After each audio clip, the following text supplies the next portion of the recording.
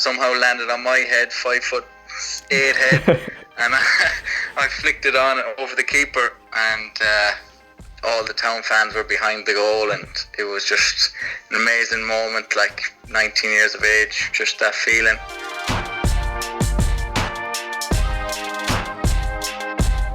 Hey guys, it's producer Ross here, and welcome back to another edition of the Ross Meets series, the series where I catch up with former town players and talk about their careers from the ups to the downs and everything in between. Once again, hope you all are keeping safe and well in self-isolation. Another week down in lockdown, and here we go, the 6th episode of my series. Let me know, give me some feedback, guys, on what you thought of the previous episodes so far. It's been great bringing you these, bringing back memories, talking about different players, and also let me know if there's any players you'd like to hear from. Let me know, and I'll see what I can do.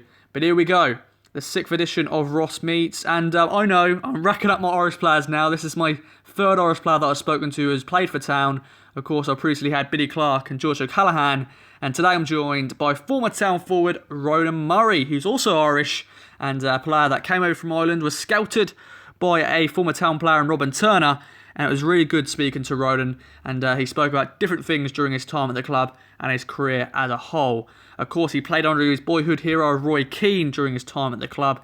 He also went on to score in his debut against Exeter City in the League Cup, and of course that season was the season where we went on to reach the semi-finals and played Arsenal at Portman Road and at the Emirates, and he mentioned that season as a whole. Of course, then Paul Jewell came in, he spoke about his time under Paul Jewell, then he went out on loan to Swindon Town, which was very successful indeed. He went on to help them win the League 2 title and also played at Wembley, unfortunately not on the winning side, and of course he was under management of Paolo Di Canio, so mention him as a manager. Then he got released by Town and joined Notts County, which was under his former reserve boss at Ipswich Town, Chris Kwamia. So he mentioned his time there, and now he's back in Ireland, and it was just great chatting to Ronan, bringing back memories during his time at the club. Hope you enjoy the episode, guys, and let's get right into this interview. Hello, Ronan. How are you? How are you, Ross? Yeah, very good. Good. How are you in these strange times in self-isolation?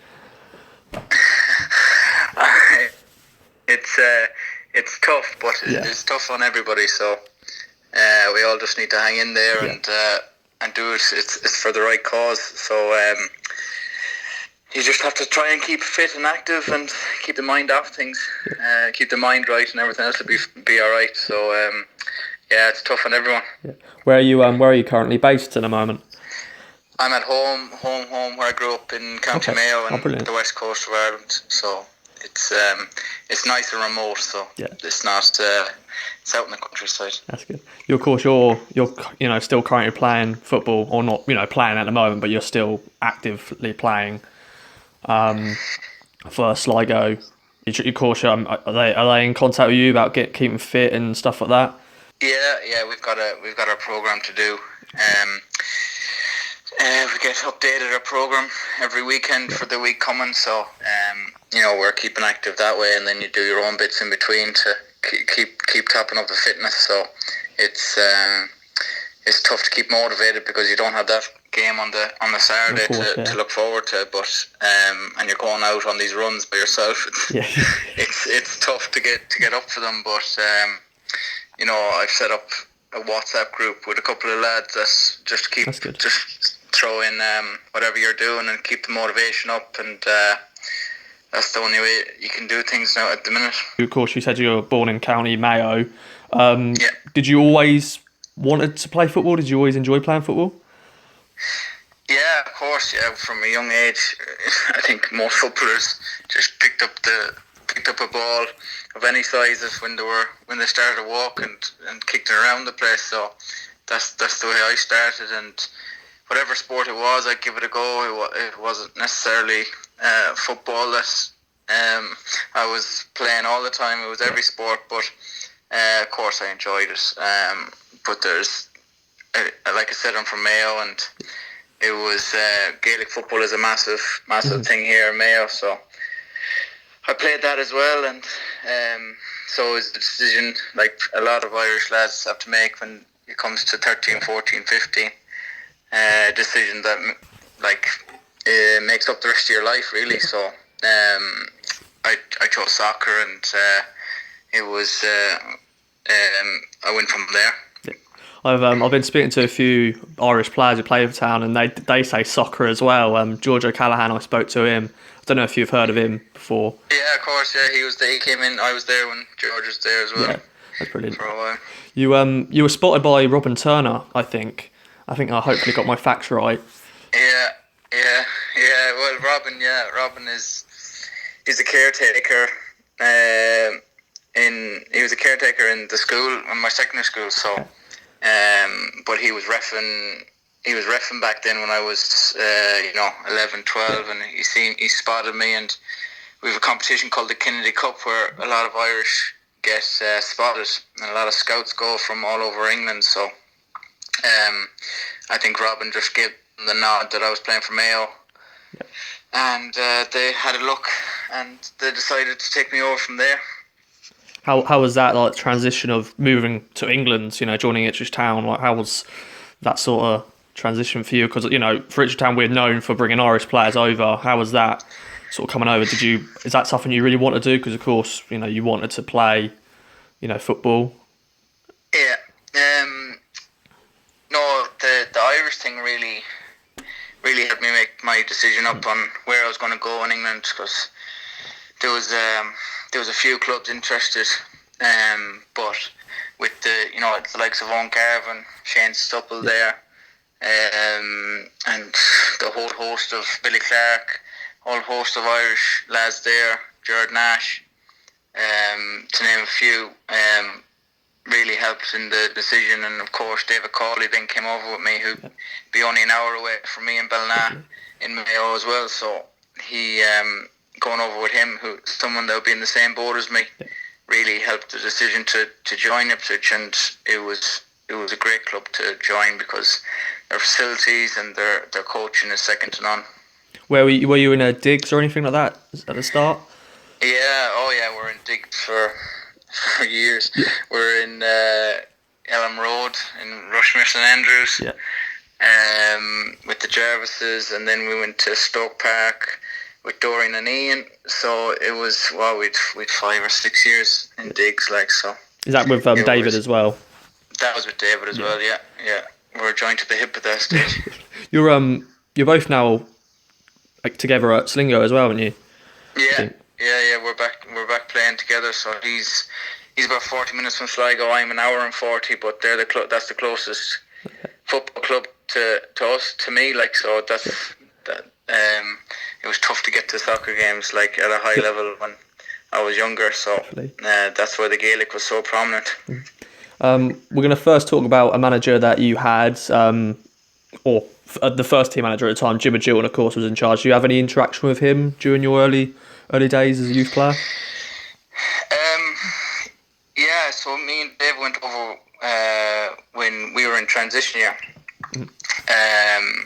which is a school year in Ireland, and we were allowed to go over for 6 weeks on and 6 weeks back in school. So that was a help. But he was a manager at that stage, and he seen me training one day. I went over and signed a 2-year scholarship, and he pulled me in the office one day after seeing me training. He gave me, at 15, he gave me a pro contract there and then for when my scholarship ended. So that was a surreal day, because he pulled me into the office, and you're thinking, geez, what I do now or whatever, and he just turned around and he was so intimidating, this Northern Irish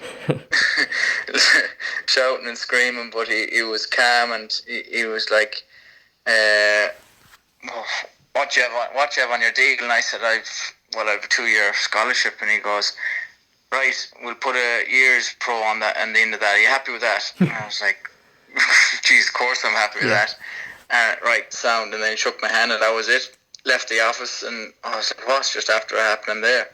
But that was a big thing for me when I was 15 to get a professional contract, because that's what you're fighting for. That's what you're dreaming of. So that was my first professional contract offered to me. No money talked, no nothing. So it was that was my first real interaction with him. But he was the first manager, yeah. Yeah, of course. And he unfortunately got sacked, and Roy Keane came in. What was your sort of like? Where were you when that sort of got announced and everything? I was in digs again. Just me and David Cawley were sharing a room at this stage, and we had a big TV in the room, separating the two beds, and that's all we did was watch TV and play football. But Sky Sports News was on, of course, and just came on the bottom of the screen, and in whatever colour it is, Roy Keane is new manager of Ipswich Town, and like he was a hero for me and David growing up. So it was surreal, and so you're seeing it on Sky Sports, you're thinking, whoa, he's going to be our manager. Like on Monday morning, this is probably on a Saturday or something. And it's like he's going to be our manager on Monday, and next thing, sure enough, he comes in the door on Monday. So it was surreal to see one day he's your hero, next thing he's your manager. So it's your mindset changes slightly, and but you know that's how it all started. Can you remember your first sort of meeting with him or in training with him? To be honest, I can't, because we were in the youth team, so we weren't in contention for playing first team football. So like the youth team stuck with the youth team, and the first team stuck with the first team. So I think Luke Hyam was getting a little bit of a sniff at the time, and he liked Luke. And so he'd report back to us. He'd come back to our changing room, and we'd be like asking him what it's like and all that. But Luke wouldn't give away much as usual. But I can't really remember. I just remember I got on the bench. I played in a pre-season game against Bury Town. It was like a second string reserve team game, and I think I scored the last winner like in this game, and didn't think much of it. But he liked it, and he put me on the bench then for Shrewsbury away in the Carling Cup, I think it was at the time. And that was the first time I seen my name on the back of the jersey, and all them kind of things were kicking in. And then of course Conor Wickham was playing that time, and he was just bursting onto the scene, and I think he scored 2 goals that game, and he was only I was 18, 19, so he must have only been 17 or something. And he was ripping it up, and I was thinking, well, if he can do it, because he came through, if he can do it, then I can do it, even though I was half his size. But it gave me a bit of confidence to think, it's men's football, but Conor's out there, and he's only 17, and he's able to score goals, so why not give it a go? You, of course, you're known for your prolific spell in the youth team, scoring loads of goals. I've got a few of your stats up here. A lot of goals were scored. You were saying about, you signed your first pro deal. Of course, you were among like 7 academy players offered pro deals by Jim Magilton at the time. That must have been great for all of you, involved, and to hopefully all of you jump into the first team at some point. Yeah, I think that was Roy Keane that offered us all deals. I think there was 8. Oh, okay. There was 8 of us or something that got offered, which was unheard of. Because once you come out of the youth team, you're looking at 2-3 max players getting pro deals. So it gave the lads an extra year to prove themselves. So it was great. It was great. I got mine, like I said, from Jim Magilton, so mine was kind of in the bag. But I remember it was nervous meetings, and I remember from the year previous, the lads coming out from the office, and you're just waiting in the canteen for the news to break of if they got one or not. And it was like a X Factor auditions. Like just one day was determining your next year. Like, and lads would be heartbroken, lads would be delighted or whatever, but they all seemed to come out with pro deals. So it was a great day. That was a big celebration that everyone got another year a crack of the whip. Definitely. So from pro deal to making your debut, of course, that was probably your goal for that season. Of course, what a debut it was against Exeter City in the Carling Cup back then. How was that?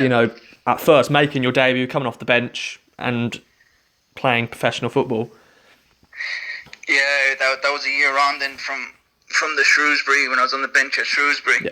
So then he brought me then to the first round or the second round of the Carling Cup, then away to Exeter, and didn't think I was probably going to get on, but I think it was 0-0 at the time, and came on in the 50th, 60th minute, and the ball was Jamie Peters taking a throw on the right hand side, and I've gone to get the ball early, get a touch early, get into the game, and I've played it back short to Jamie, and the fella just nipped in around him, and I've lost the ball, and they've gone and scored, and that was my first touch in professional football, and I'm thinking, oh my God, what is just after happening?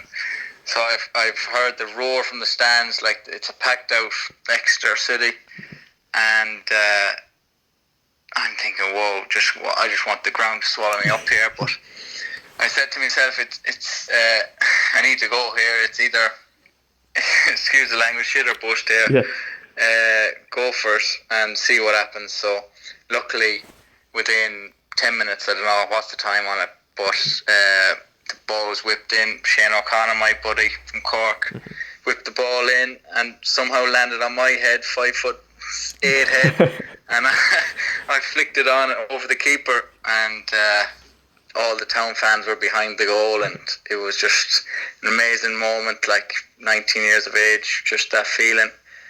And you just want to replicate that feeling again and again. But then we went on, Steady was playing up front, went on to extra time, and we won. Chuck scored, Chuck Norris scored, John Stead scored, and we got out of there. We got out of jail. But yeah, for me, it was phenomenal. It was surreal playing in the first team and actually having an impact on the game was phenomenal. You know, I'll never forget it. Because sometimes some debuts for like a youth player is like 10 minutes, you know, you come on for like a little cameo just to sort of finish the game, but at least you had a good couple of minutes, and of course being involved, scoring a goal, and also helping, you know, win the team. And of course Roy Keane, after the game, I've got a bit of a quote here, hopefully I got it right. Of all strikers at our club, he's probably the most natural goal scorer we've got. Can you remember him saying that? I remember him saying that because people back home were raving about it, and they probably haven't stopped talking about it since. All these years on, they keep reminding me of it. Like he's just said it in the press conference or whatever it was afterwards, but he never said it to me. So, I remember that. Yeah. Of course, that was a part of a really good run in the Carling Cup that year. We'll go on to that in a minute. But then, of course, 4 days later, you made your league debut against Burnley. Did you, of course, once again, you came off the bench, but did you know you could possibly be making your first team debut in the league? I don't know. I think I was quite happy. I was so young that I was quite happy coming off the bench, and that kind of suited me. Coming off the bench, because I was kind of this little lively player that would come on when the lads were tired, and kind of try and make things happen. So at the time I was quite happy coming off the bench, really, and I thought I'd have more of an impact coming off the bench. So I was quite happy with that, and as the season went on, I kept coming off the bench, but then he got sacked in around Christmas time, so then that was it. But we're on a good run. We're in the Carling Cup semi-final, like against Arsenal, and you know, it was a good run in the cup. Obviously, the league was poor form, but things are kind of all right. Like for me, I was only young, you know. I was green, so I was just happy to be involved with the first team. Definitely. I want to. Before we go speak about the Arsenal game, I'm unfortunately going to bring up the Chelsea game at Stamford Bridge. A 7-0 defeat. You came on, I think, in the 49th minute for Jason Scotland. What was that like? Of course, you know, you're playing against some top players. Like Chelsea weren't mucking about in terms of their team. You know, they had Cech in goal, John Terry, Frank Lampard, you know, Nicolas Anelka, Daniel Sturridge. So that you're playing against some, you know, big names. Of course, losing 7-0 was not great, but what was that experience like playing at Stamford Bridge and playing against these big superstars? Yeah, that was a baptism of fire, really. You know, I felt I was probably the fittest I'd ever been, but I was nowhere near as fit as these boys. Like big Lampard in midfield, my God, you think about his skill and his touch and his passing range and everything, but you never think about how big that man is. He is a tank. His legs are like tree trunks, and he just glides around the field, pinging balls, just makes it look so easy. And I was on the deepest midfielder, and he was just dropping in, and I just didn't know where he was. He was just, and obviously then he got Ivanovic and John Terry feeding him balls, zipping balls in, and he just didn't have a hope really. You had Nicholas Anelka, Sturridge up front. Josh McCracken was playing him in field. He was on fire at the time. So it was it was tough, and I think it was interim manager, so we didn't have a manager. So it was tough. It was a weird situation because the lads didn't know if they're, apprehension of who's going to be the next manager, all those things coming into play, but they just outclassed us on the day, and playing at Stamford Bridge and the noise and everything was class, but it was tough to take. A 7-0 defeat is just is never good. No. What was your sort of reaction like when Roy Keane got sacked? Did you all have to go in together like in a meeting to sort of go, Roy's gone? What was your first reaction, and the team itself? We probably found out from Sky Sports like everything else. You find out from Sky Sports before you find out from your club. So, we went back in Monday morning, and Tony Loughlin was the assistant at Burnley now. He was just told us that Roy had left, and I just have to get on with things. But I was devastated because I knew I had done my hard work with Roy, and he knew me and what I was good at, what I wasn't good at, but was still sticking with me. So it was tough to take, and then you're thinking, who's going to come in now? Are they going to like me? All these things go through your head. I'm only young. He's not going to know who I am. All the rest of it. So it was a tough one to take for me personally, but it was probably, we weren't going well in the league, so it was a tough decision to make. Definitely. The next game, of course, once again, you had interim manager in Ian McFarland. Arsenal was up next, so 2 big games for him to take charge of. Semi-final, first leg, Portland Road, 1-0 win.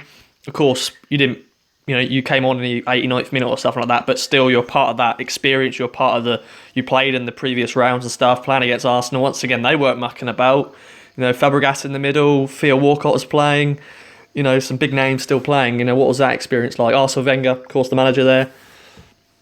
Yeah, it was. The Portman Road. That was another unbelievable night. I was basically a supporter that night rather than a player, but I came on for a couple of minutes at the end. I suppose I'd look forward to the Carling Cup games because they were kind of my games that year that I'd get minutes in the first team, and I really look forward to them and really prep myself right for them games. But as they went on, I wasn't getting much because it was getting more serious. Yeah. I wasn't getting as much game time, but when you're playing against Arsenal and the stakes are high, and you got Fabregas in the middle pulling strings, and it's a joy to watch that type of player. So to win 1-0 at Portman Road was, if you get a half decent result at the Emirates, then you're in the Carling Cup final at Wembley. So all these things go through your head, but unfortunately it wasn't to be. After that, of course, then Paul Jewell was appointed manager. Of course, your time with Paul, you didn't really play, unfortunately. What was he like? Was he, of course, a bit different to Roy Keane? Yeah, he was a scouser. He was he was different. Yeah. Same kind of aggression, but he was different. So when he first came in, I remember the squad list going up that Emirates game. against Arsenal, and every player in the squad, there's a big squad, was down to how many appearances you'd made in your career, like, basically. So I was out of the squad, didn't even get in the squad. So it kind of set the tone for what he wanted. He wanted experience in his team, and that was kind of the message that he sent out straight away. Did you travel to the game itself, or or did you go and watch it? I travelled. Yeah, I was in the away support, I think. Okay. yeah. Me and David Cawley went down, and we got a ticket, and yeah, it was a great time for Ipswich Town fans. I'm guessing. I was involved in it, so I suppose Ipswich Town fans had good memories of that run. Then you got a loan spell at Torquay. What was that like? Were you living in Torquay or in surrounding areas? That was the first maybe experience away from Ipswich Town. How was that loan spell for you? It was other side of the country. Torquay is down in Devon, is it? Yeah. One of those counties. Like 7 hours away from Ipswich. So you're 7 hours away from Ipswich. You're still a flight away from home. So you really are away from home when you're and out of your comfort zone when you go that far away to play football. So Torquay, you're going from playing against 30,000 people to playing against 1,500. It's a bit of a difference, and then that's all scaled down into training facilities and gym quality and all the rest of it. So you're really thinking where are you compared to Playford Road, where Ipswich train is just paradise comparing to the places you train. They wouldn't even have a training ground. That you'd be training different places every day, and you're thinking, gee, you might get me back to Ipswich really. But at the same time, you had a big chance of playing on the Saturday and starting on the Saturday and doing well. So that was a motivation there, and it was tough living away from Ipswich, from the people I knew, and obviously I found it tough living away from home in general. So it was a tough time. I'd spent 6 weeks there. We're in League 2. We're going for promotion into League 1, and we got into the playoffs, and then I got called back to Ipswich then for the end of the season by Paul Jewell. Before we got to the end of the season, and they got to play in the playoff final at Old Trafford. Oh. Gutting, absolutely gutting. But they lost, I think 1-0. I can't remember who they played, but they lost 1-0. So I did feel a little bit part of that Torquay squad, even though I was only there for a couple of months. But it would have been nice to finish on a high that season. But I came back, and I actually started a championship game then against Preston, one of the last games of the season under Paul Jewell. So it was kind of bittersweet that I didn't get to play in the championship final, but got to start a championship game. So, or the playoff final, sorry, and played the championship game. So it wasn't too bad, but it was a good consolation. Yeah, definitely. Unfortunately, that was your only start for Town. But it must have been great, that feeling, knowing on the team sheet you were going to be starting a game. Were you surprised that Paul gave you that opportunity? You must have thought he's recalling you for a reason, because you're like, why would you be recalled? And if you're not going to use me, I could be part of this good experience. Trying to help Torquay get to League One. Yeah, exactly. Yeah, he might have thought he might have had me in his plans or whatever. I didn't really know what was going on back at Ipswich at the time. Because I wasn't, he brought in his own players. I wasn't really that pally with the first team players because they were a lot older than I was. So I didn't really know what was going on. But he brought me back anyway, and I sat on the bench at Swansea away, and then the next game was Preston at home. And I think we had coming up to that game, we had two shapes that he was thinking about using, and one of the shapes that wasn't in it, and one of the shapes that was in it. And I think he had a word with David Norris, the captain at the time, what does he reckon? And he said the shape that I was in. So Chuck made sure he he knew that the only reason I was playing was because of Chuck. So so luckily Chuck said that was the best formation to play, and I was in it. So I was delighted. I was like buzzing, get to play Portman Road on a Saturday. You know, when you're in the youth team, that's what you dream of. Like, so, and it was good, and I should have scored two couple on the day, but they didn't go in. But we won, and it was brilliant. But you need a few games at that level, because you know, after 60 minutes, I was looking at the sideline saying, you know, my legs are gone here. The pace of the championship, you're looking on Sky and you're thinking, you know, it's all right. It's a decent standard. They're lumping the ball a little bit compared to the Premier League, but once you're out there, the pace is something else. You're constantly sprinting, or you're constantly having to think about your next pass or what's going on around you. It's a phenomenal experience to be in the middle. It's just a whirlwind. It's a 90-minute whirlwind, and you just hope you come out the right end of it, really, at the end. And that's what's so addictive about it, and that's what's so exciting about it, is that it's so quick, it's so fast, and you don't know what's coming next. But if you're up to the speed of it, it's exciting. Which you name checked a few players, of course, Chuck, David Norris. Which in the first team, which sort of players did you get along with well, or who did you room with when you went for away games and stuff? I suppose Shane O'Connor, who I still be good buddies with, would probably be my best friend in it.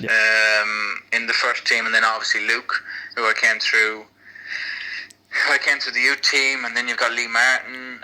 Chuck Norris was David Norris. He was just phenomenal. What a guy.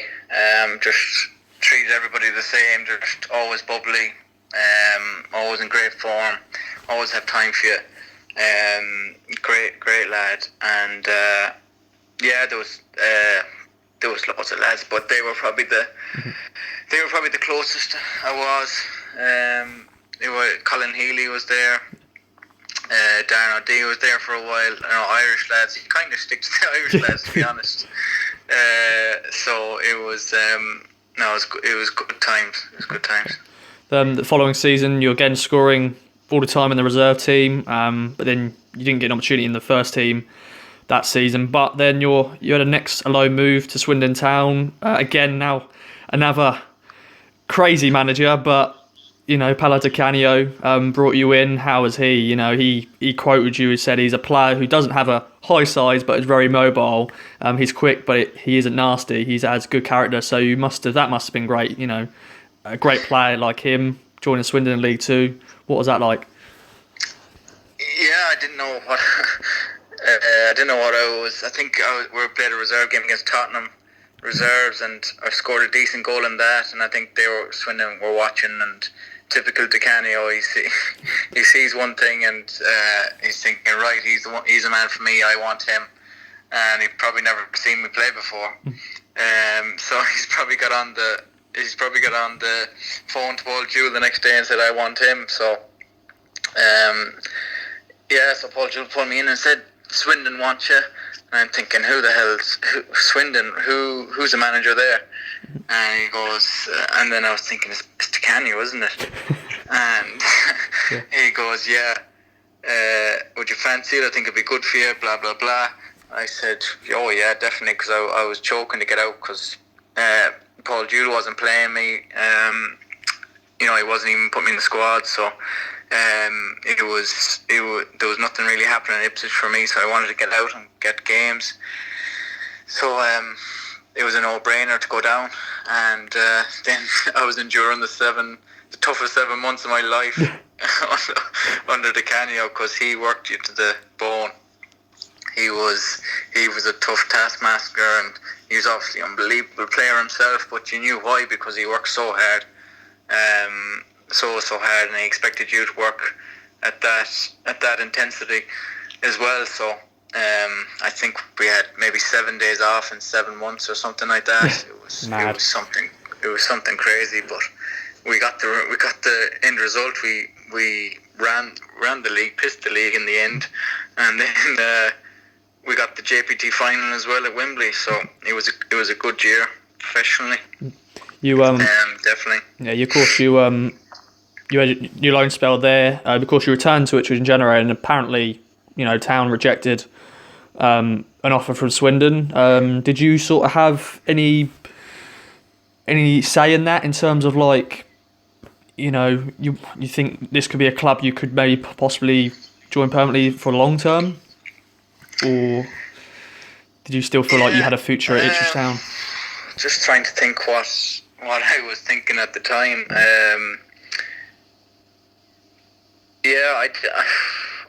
I suppose I wanted to go back to Swindon, but then Di Canio was making these bids to buy me, and really he didn't need to. He just needed to loan me for the rest of the season, But he was putting in these bids, and Ipswich were rejecting the bids, and I'm thinking, right, if you're rejecting the bids, then offer me a contract, and we can go from there, And but the contract Ipswich offered me was, basically the same contract, so they were just covering their own backs, really, and they just wanted probably more money. I don't know what they were thinking, but basically they stopped me from going there permanently, which would have gave me maybe a 2-3 year contract, which would have been nice at that age.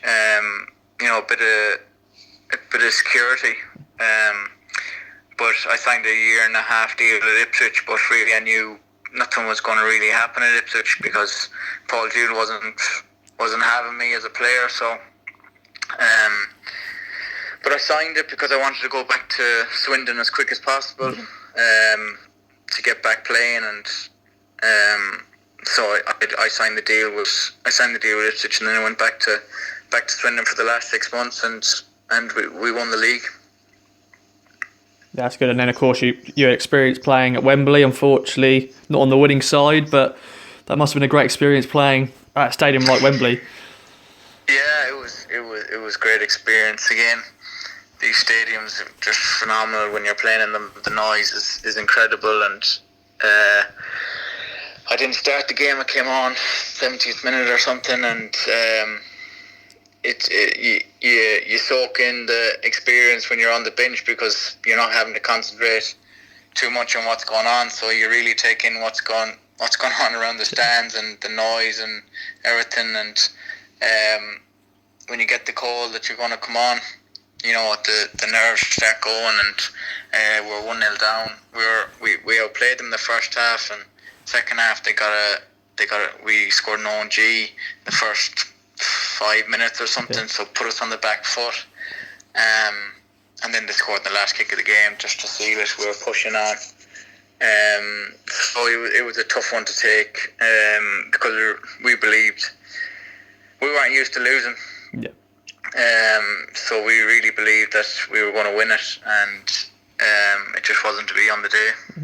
One more last mention on Swindon. Matt Ritchie, of course, was there. What a player he's turned out to be. Did you sort of think he had something in him in terms of playing in the Premier League? Of course. He was unbelievable. He was a joy to play with. A good player when everybody knows what he's doing, but you just can't stop it. So he'd always run down the wing and then chop back onto his left and whip an unbelievable ball in, and he's still doing it in the Premier League now, and they still can't stop it. So it's just he was a great. His left foot was unbelievable, and his work ethic was top notch. And if you have those characteristics, then you never know where you'll end up. And he's ended up in the Premier League. Fair play to him, and he's doing outstanding.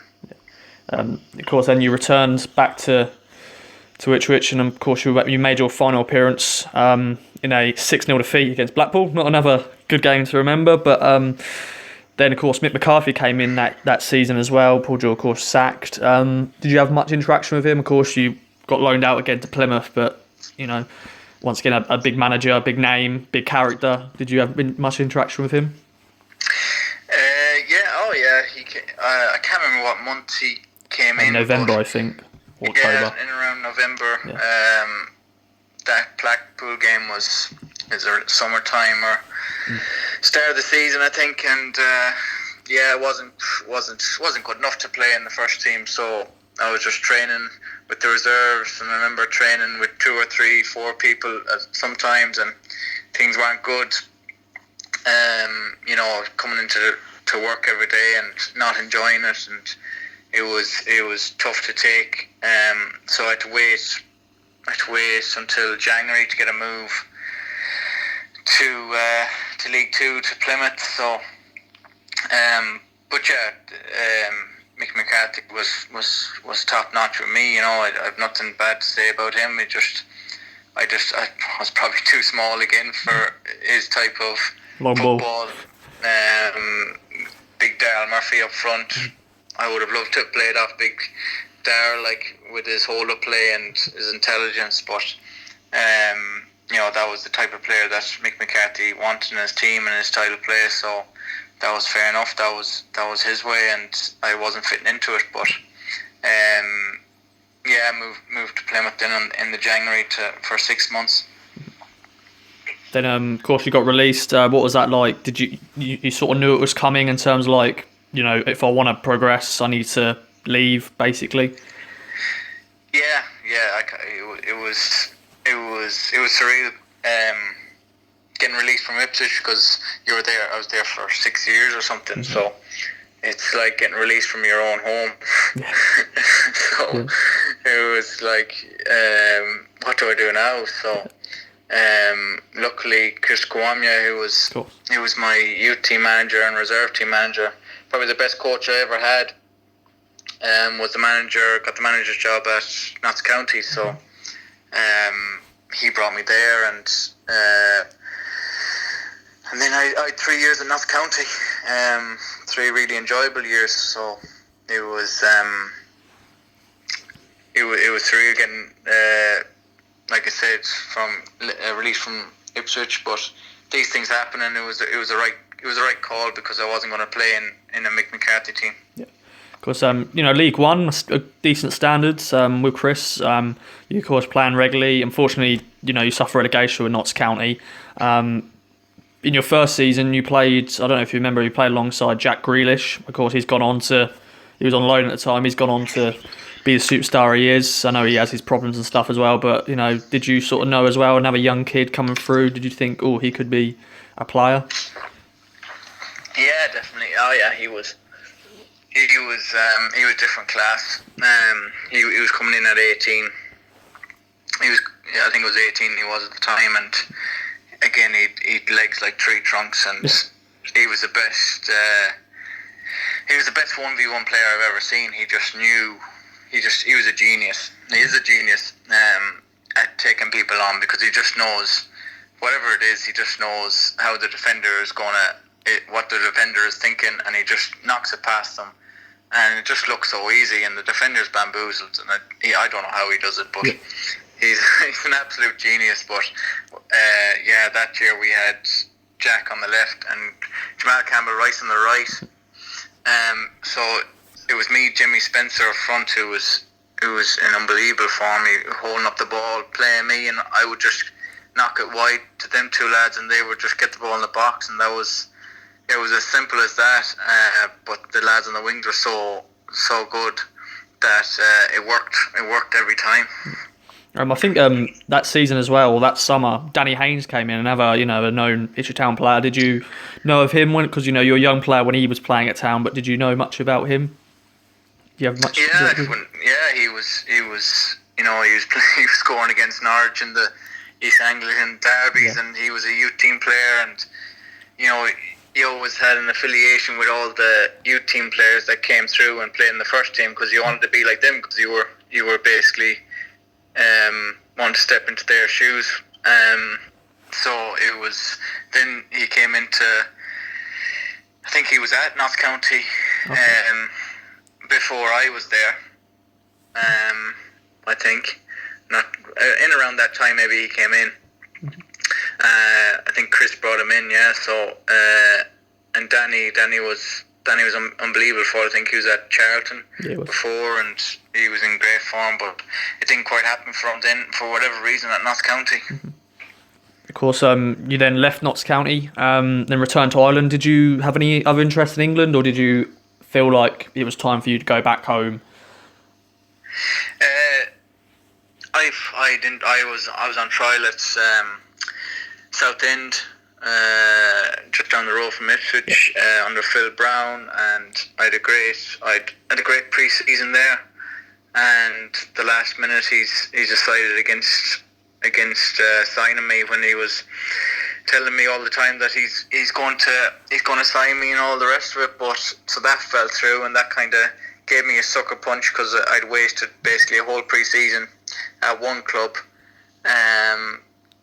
So then there was interest from other clubs in the conference, but I think it was time to go home, because I did miss home, even though I was gone for 9 years. Yeah.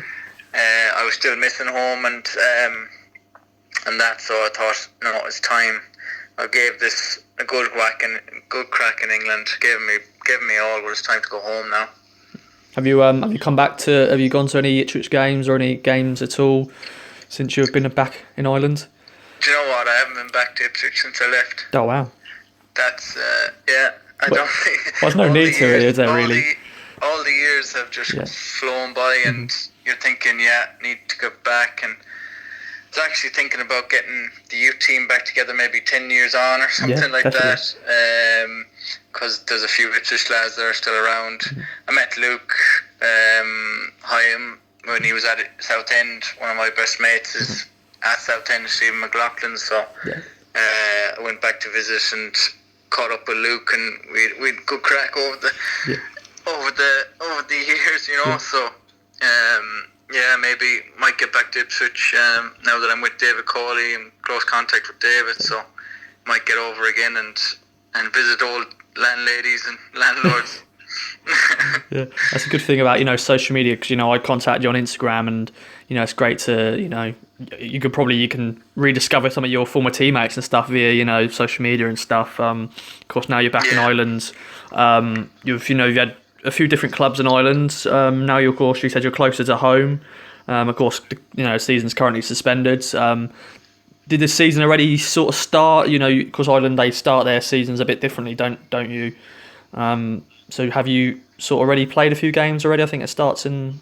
Yeah, we're in pre-season in January, so it starts in the middle of February. Yeah. And then goes through the summer league, and then you're finishing up the end of October, early November. So you get Christmas off here instead of having the May and June in England. So it's a totally different system here, right? But it's all suspended now, so you don't know how it's going to go. You're now 28. What's your goal? Are you looking to get into coaching, or is it any other side projects you're going to be working on in the future? Yeah, I've started doing a bit of personal training and group classes and stuff like that in the gym, which I enjoy, and that's just dip my toes into that, seeing if I'm any good at it or if I like it, and so on. And I'm on the UEFA B coaching course as well, so I'm going to dip my toes into the coaching as well, see if I like that. So just seeing what I like. 28 now, so I don't know, maybe I don't know how long left I have, but it's you have to prepare yourself for the inevitable of retiring and getting ready for the afterlife of playing. So it's I'm going to try and make that transition as smooth as possible, because I know lads that have struggled in that aspect, and it's difficult, because when you're playing at such a high level, if you're playing in the Championship or Premier League, such a high level for so long, you cannot concentrate, or you don't have time or energy for anything else, and you just put your heart and soul into that, and then they end up at 35, 36 with knowing nothing but how to kick a football. So I feel, in some ways, even though they have a few bob in their back pocket, I feel sorry for them that they don't have the time or energy to develop themselves other than football, because it is literally what you do day in, day out, all you think about. So when you're playing League of Ireland, you have to think about, you're forced to think about other things, because the salary just isn't there in the league, and you know that this is not gonna, you can't retire on this. Yeah. So that's the advantage of playing League of Ireland, or not at the top level of the sport. Are you? Is it full time? You are playing full time? Yeah, currently? we're full time. Yeah, we're full time. Yeah, so it's no, the league here is definitely improving. Mm-hmm. It's got some good players in it that have gone over to England. Played League One and are ripping it up in League One now. So it's definitely an improving league, and unfortunately, this might really hit it hard. This pandemic is gonna, hopefully not, but could hit the quality of the league, which it was just on such a, the figures are up and the attendances and everything. So hopefully this doesn't hit it too hard, because it was really on the up. Well, Ronan, thank you very much for talking to me. I don't want to take too much of your time up, but it's great to catch up with you, talk about your time at town and other moments and stuff. Hope you keep safe and well. And is there anything else you want to add before we end this?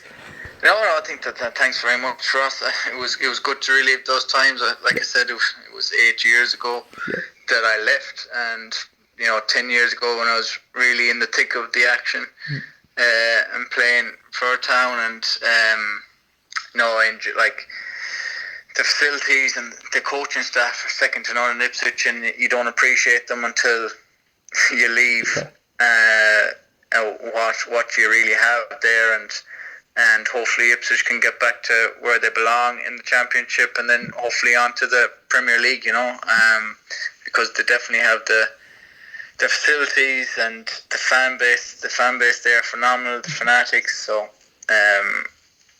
it was a joy to train there day in, day out. I know you only see us on a Saturday, but day to day working there is a joy. So just like to say thanks for bringing me on and reliving those days. From true crime to football, Brexit to Oakville. For more great podcasts from Archon, head to audioboom.com/channel/Archon.